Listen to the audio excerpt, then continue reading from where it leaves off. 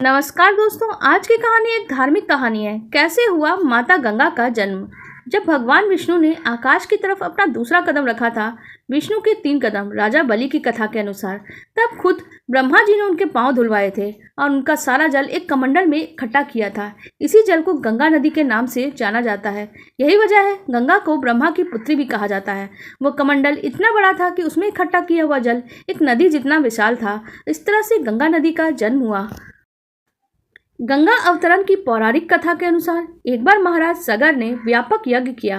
उस यज्ञ की रक्षा का भार उनके पौत्र अंशुमान ने संभाला। इंद्र ने सगर के यज्ञ अश्व का अपहरण कर लिया। इस यज्ञ के लिए यह विघ्न था।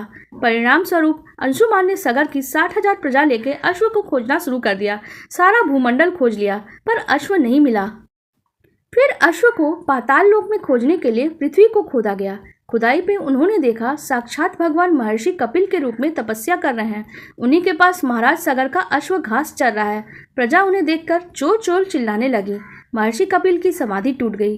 ज्यों ही महर्षि ने अपने आग्नेय नेत्र खोले, त्यों ही सारी की सारी प्रजा भस्म हो गई। इन मृत लोगों के उद्धार के लिए ही महाराज दिलीप के पुत्र भगीरथ ने कठोर तप किया था। भगीरथ के तप से प्रसन्न होकर ब्रह्मा ने उनसे वर मांगने को कहा। तब भगीरथ ने गंगा की मांग की। इस पर ब्रह्मा ने कहा, राजन, तुम गंगा का पृथ्वी पे अवतरण चाहते हो, परंतु क्या तुमने पृथ्वी से पूछा है कि वह गंगा के भार या वेग को संभाल पाएगी?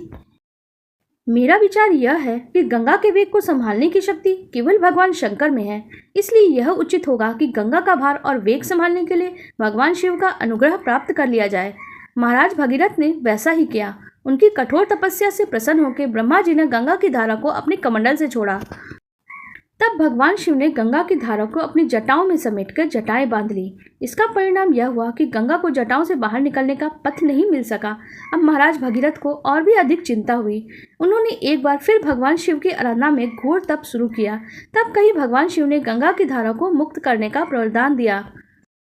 इस तरह से शिवजी की जटाओं से छूटकर गंगा जी हिमालय की घाटियों में कलकल निनाद करके मैदान की तरफ मुड़ी।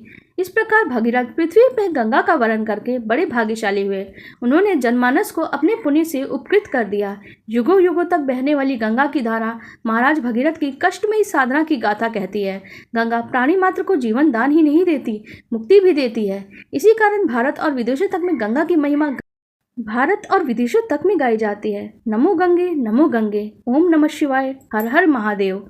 आपको हमारी ये कथा कैसी लगी कमेंट सेक्शन में जरूर बताइएगा। साथ ही वीडियो को लाइक कर दीजिएगा और हमारे चैनल को सब्सक्राइब कर लीजिएगा। धन्यवाद।